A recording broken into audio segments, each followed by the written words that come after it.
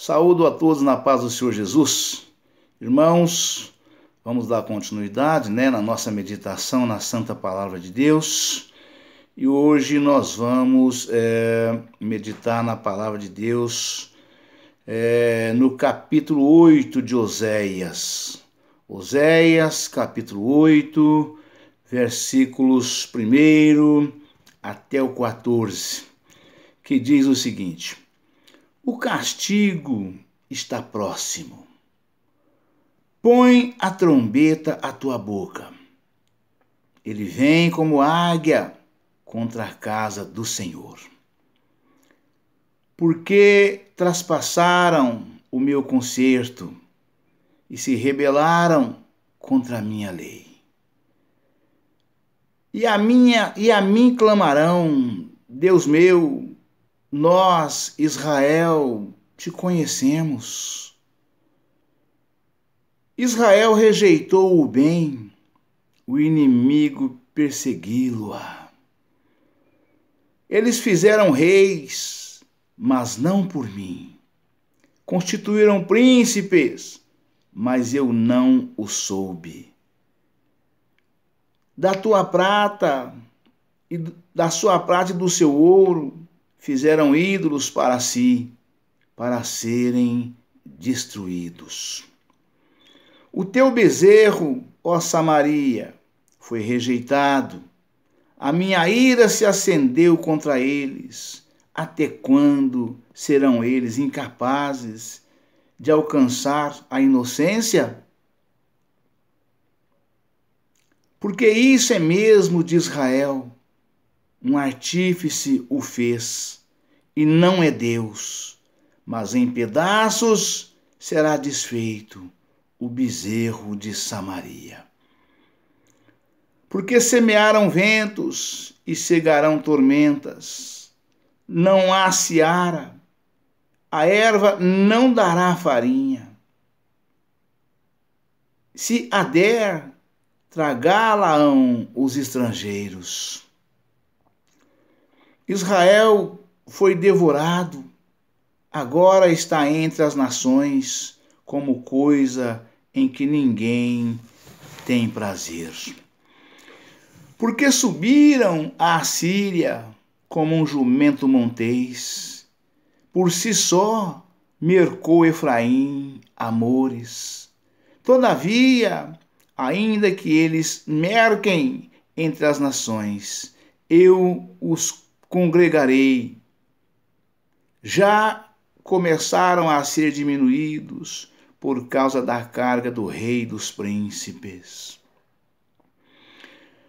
Porquanto Efraim multiplicou os altares para pecar, teve altares para pecar, escrevi para eles as grandezas da minha lei, mas isso é para eles como coisa estranha. Quanto aos sacrifícios dos meus dons, sacrificam carne e a comem, mas o Senhor não o aceitou. Agora se lembrará da sua injustiça e visitará os seus pecados. Eles voltarão para o Egito. Porque Israel se esqueceu do seu Criador e edificou palácios, e Judá multiplicou as cidades fortes. Mas eu enviarei um fogo contra as suas cidades, e ele consumirá os seus palácios. Glória a Deus, aleluia, Jesus. Irmãos, nós vejamos aqui que esta palavra é uma palavra extremamente forte, Porque o povo, pela sua desobediência, desviaram das leis, dos estatutos e dos mandamentos do Senhor, E o Senhor prometeu, fazer essas coisas todas, para que o povo realmente sofra as consequências do seu pecado, E o Senhor falou, o Senhor continua falando, com todos nós até o dia de hoje, Por causa de nós desviarmos da presença de Deus, nós temos graves consequências sobre as nossas vidas, sobre os nossos lares, sobre as nossas famílias, sobre as nossas fazendas, tudo tanto quanto nós empreendemos, né? Empregos, nossos salários, nossos ganhos, nossas rendas, nossa saúde, tudo isso sofre consequências graves por causa da desobediência, né? Nós precisamos ter plena obediência à santa palavra de Deus, né? Ainda agora há pouco eu meditava num acontecimento extraordinário que aconteceu quando o povo de Israel saiu do Egito, né? O povo de Israel, quando saiu do Egito, Deus mandou contar ao povo para saber qual era o número do povo de Israel, né? E essa contagem Moisés mandou fazer e ela deu, né, 652 mil, né, 603.552 almas. 603.552 almas, né? Fora as mulheres e as crianças, diz a palavra de Deus, afirma dessa forma, né? E 40 anos depois de peregrinar pelo deserto, né? Essa saída do povo de Israel para chegar até a terra prometida em Canaã, né? Era para durar, eu creio, né, de acordo com o projeto de Deus, né? Era para durar aí algumas semanas apenas, né? Apenas algumas semanas, né? E eu até arriscaria um número aqui pelos acontecimentos da palavra de Deus, né? Que aconteceu antes, durante e também depois. Quem tem o Espírito de Deus consegue discernir bem as coisas que são de cima. Na minha cabeça duraria 40 dias, né? Ou talvez 40 semanas. Não seria necessário 40 anos, né? Ou 40 dias, né? Ou 40 semanas, no máximo 40 meses. Este número 40, ele seria conferido no final da instalação do povo na Terra Prometida. 40 dias, 40 semanas, ou no máximo 40 meses, mas durou 40 anos, por causa da desobediência do povo de Israel, né? Essas 603.552 almas que saiu do Egito para ir para Canaã, a terra prometida, né? Esse povo é o povo de Israel. São as 12 tribos de Jacó, né? Ali são, ou seja, são as 12 famílias, desde o filho mais velho de Jacó até o filho caçula, né? Que formam as 12 tribos de Israel, né? E ali esse povo é o povo de Israel. São os filhos de Jacó que tornaram-se o povo de Israel, né? E daí Deus deu para Moisés ali na saída as leis, os estatutos e os mandamentos, para quando fosse instalado esse povo na terra prometida, eles andassem segundo as leis que Moisés teria dado para eles. Leis, estatutos e mandamentos do Senhor, né? Que era para o povo andar rigorosamente dentro, né? A gente, o homem, ele só tem consciência do pecado, né? Se ele tiver conhecimento das leis, né? Dos pecados, das culpas, das falhas, né? Se a lei não disser, ele não tem consciência de que está pecando, né? Então, no caso do homem com Deus, né? É o pecado, né? O pecado afasta o homem de Deus, né?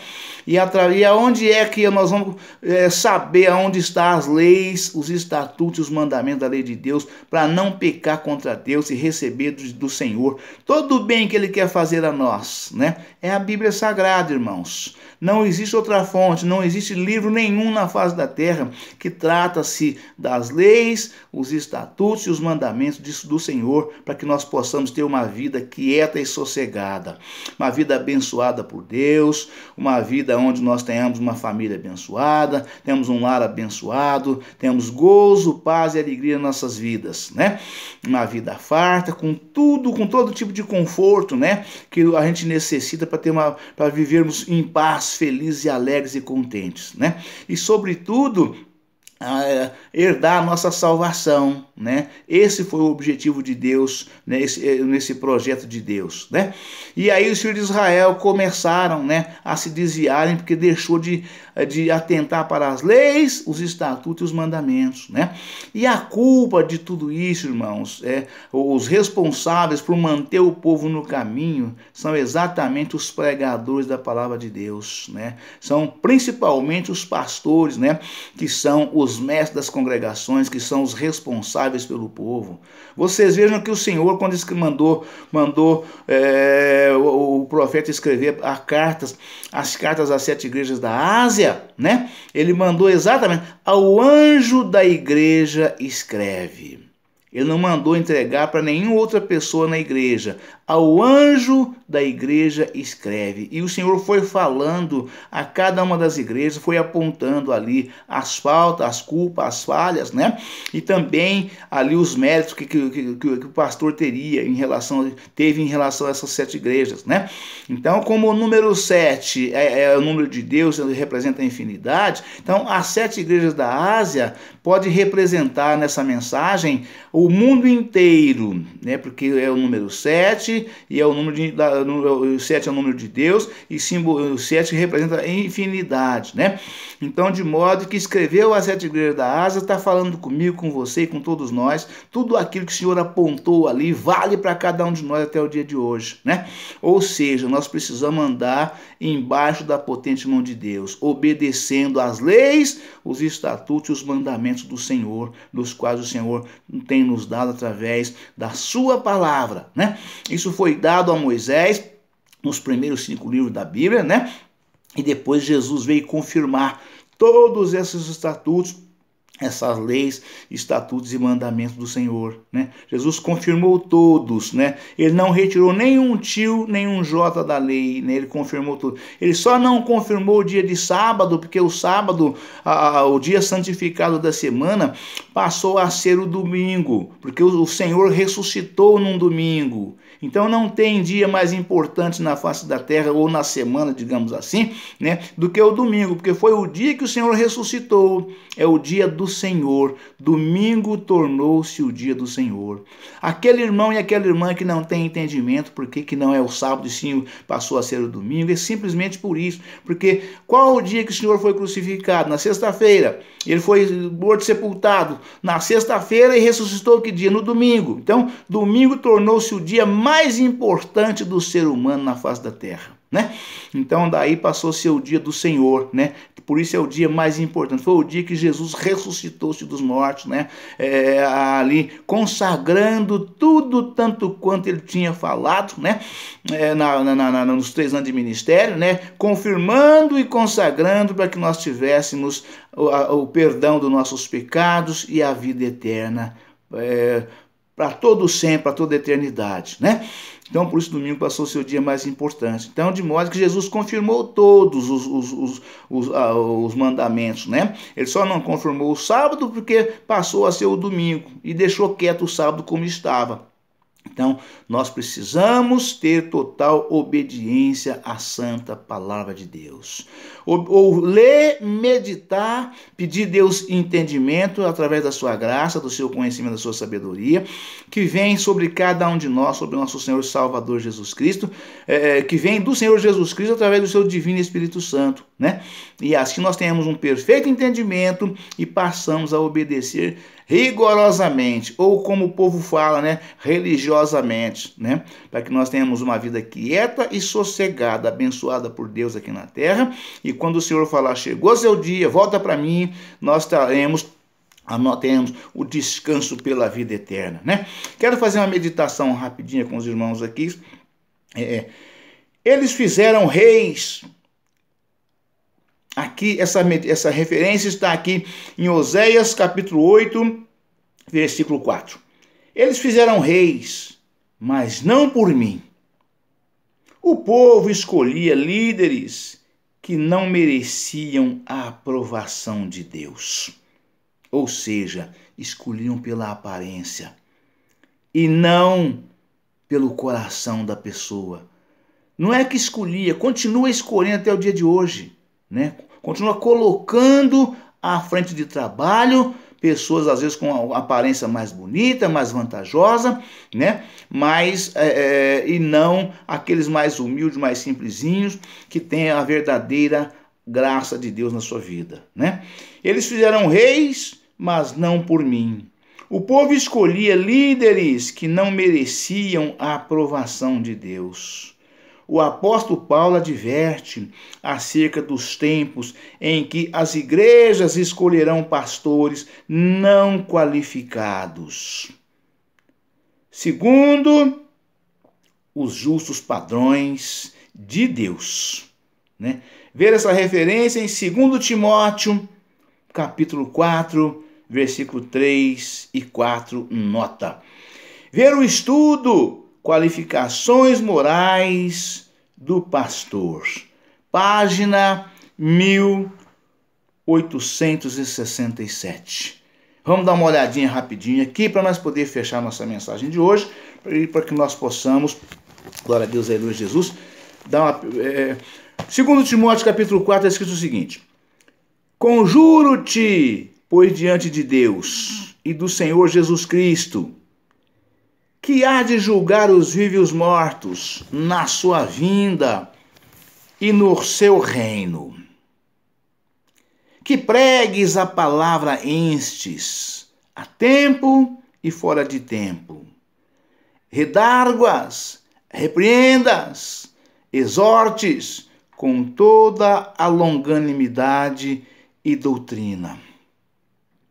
Porque virá tempo em que não sofrerão a sã doutrina, mas tendo comichão nos ouvidos, amontoarão para si doutores, conforme as suas próprias concupiscências, e desviarão os ouvidos da verdade, voltando às fábulas. Mas tu, se sóbrio em tudo, sofre as aflições, faz a obra de um evangelista, cumpre o teu ministério. Esta mensagem, o apóstolo Paulo, que é o 13º apóstolo de Cristo, né? Jesus escolheu 12, um foi morto, e depois Pedro e os apóstolos escolheram Matias, né? Para que não ficasse apenas 11, né? Mas o Senhor Jesus, logo depois, em seguida, escolheu Paulo, colocando Paulo também como apóstolo, né? E quem é que vai sentar nos 12 tronos de Israel? Quais são os 12 apóstolos que representarão as 12 colunas da igreja nos 12 tronos para julgar o povo, a humanidade? É Matias ou é Paulo? Não se sabe. A Bíblia não revela, né? Eram 12, ficaram 11, porque Judas Iscariotes foi morto. Os apóstolos elegeram Matias, logo após, em seguida, Jesus elegeu Paulo. Então ele é o 13º apóstolo de Cristo, né? Escolhido por Cristo, né? E apóstolo Paulo escreveu, irmãos, né, o Novo Testamento, né? Tem 27 livros o Novo Testamento. Dos 27, 14 foi Paulo que escreveu, né? 14 ou 13, né? 13 ou 14, não importa, né? Um a mais, um a menos, o que importa é que ele escreveu a maioria dos livros do Novo Testamento, né? E Paulo escreveu essa carta a Timóteo, né? Alertando. Timóteo era o braço direito de Paulo. Era um jovem, um varão, filho de uma irmã muito abençoada, que foi ali, desde a sua conversão, preparado pelo apóstolo Paulo, né? E tornou-se realmente um grande discípulo de Paulo, né? E aí Paulo confiava demais nele, ele era o braço direito de Paulo, e Paulo mandava ele em missões especiais. Aqui Paulo escreveu para ele dizendo: conjuro-te, pois, diante de Deus e do Senhor Jesus Cristo, que há de julgar os vivos e os mortos na sua vinda e no seu reino.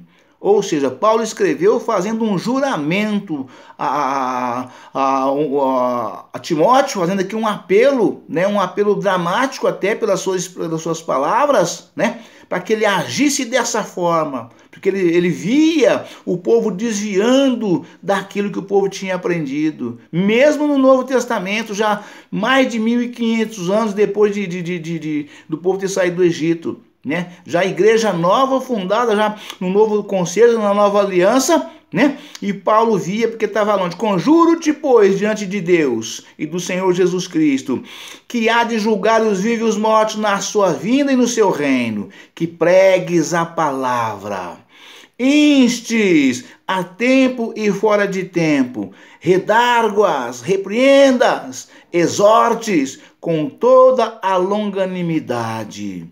Ou seja, não tenha pressa, gaste o tempo que for necessário para pregar a palavra de Deus. Não atropele a palavra, leia a palavra, medita com os irmãos, né? Repreendendo, exortando, repreendendo e ensinando.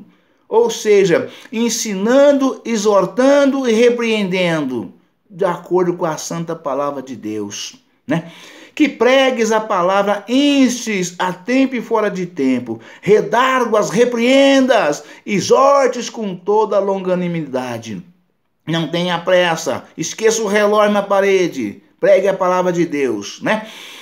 Porque virá tempo em que não sofrerão a sã doutrina, mas tendo comichão nos ouvidos, amontoarão para si doutores, conforme as suas próprias concupiscências. E está exatamente acontecendo isso hoje, irmãos. As pessoas responsáveis pela obra de Deus estão colocando pessoas, né, não preparadas no altar para poder pregar, para ser mestre ali na igreja, pregando a palavra de Deus, ensinando de acordo com a sua própria concupiscência, né? Estão colocando pessoas em lugar de destaque na igreja, para frente de trabalho, pessoas despreparadas, que não têm autoridade de Deus, mas são doutores através das formações que eles fazem nas escolas teológicas, né? Para chegar lá e pregar bonito, falar uma língua que não tropeça, que vai que é uma beleza, falando bonito para o povo ouvir, né? Mas e cadê a verdadeira essência de Deus nessas pregações, nessas palavras todas? E Paulo está falando exatamente sobre isso. Porque virá tempo em que não sofrerão a sã doutrina, né? Mas tendo comichão nos ouvidos, amontoarão para si doutores, as suas próprias concupiscências. Ou seja, preparando irmãos, fazendo cursos teológicos de montões, né? Exatamente para poder esparramar nas suas igrejas, para poder estar pregando de acordo com as suas próprias concupiscências e não rigorosamente de acordo com a sã doutrina do Senhor que está na santa palavra de Deus, né? Glória a Deus, aleluia, Jesus. E desviarão os ouvidos da verdade, voltando às fábulas, né? Ou seja, né, fábulas contadas, né, e não o que está escrito na palavra de Deus, coisa das suas próprias ideias, seus próprios entendimentos, né, e não da palavra de Deus, né? Mas tu, sê sóbrio em tudo, sofre as aflições, faz a obra de um evangelista, cumpre o teu ministério. Paulo exortava Timóteo aqui para sofrer as aflições, porque as pressões são muitas, para a gente afrouxar a doutrina na igreja. As aflições são muito porque querem liberdade para poder vestir, para poder se pintarem, para poder louvarem, né? Querem andar no salto alto, exagerado, querem andar nas roupas coladas, querem andar nas roupas transparentes, querem andar ali mostrando os bustos, mostrando os quadris, né? Querem andar com toda a liberdade, usando pinturas exageradas, brincos, tudo aquilo que faz a gente olhar para as pessoas e ver ali como andava Jezabel, né? Ali enveredando para este lado, né? E Paulo advertia Timóteo, né? Glória a Deus. Porque virá tempo em que não sofrerão a sã doutrina, mas tendo comichão nos ouvidos, amontoarão para si doutores, as suas próprias concupiscências, e desviarão os ouvidos da verdade, voltando às fábulas. Mas tu, sê sóbrio em tudo, sofre as aflições, faz a obra de um evangelista e cumpre o teu ministério. Amém, irmãos? Assim Jesus, né? Apóstolo Paulo, usado pelo Espírito Santo de Deus, ensinando aqui, passando como deveria ser a palavra de um pregador, de um evangelista, né? Passando a mensagem do evangelho puro, genuíno e verdadeiro, né? Da santa palavra do Senhor, como deve ser, como o homem deve andar, como o homem deve pregar, como o homem deve andar, como o homem precisa permanecer para herdar o reino dos céus, para ser abençoado por Deus, para o Senhor fazer tudo aquilo que Ele prometeu nos fazer, que é bênçãos e vitórias, curas e libertações, soluções de problemas e prosperidade de corpo, alma e espírito em todas as nossas necessidades. E quando chegar o nosso dia, herdarmos o reino dos céus juntamente com o Senhor Jesus. Amém, irmãos? Deus abençoe a todos, um forte abraço, ficam todos na paz do Senhor Jesus. Amanhã estaremos de volta com um novo vídeo e uma nova mensagem em nome do Senhor Jesus. Amém?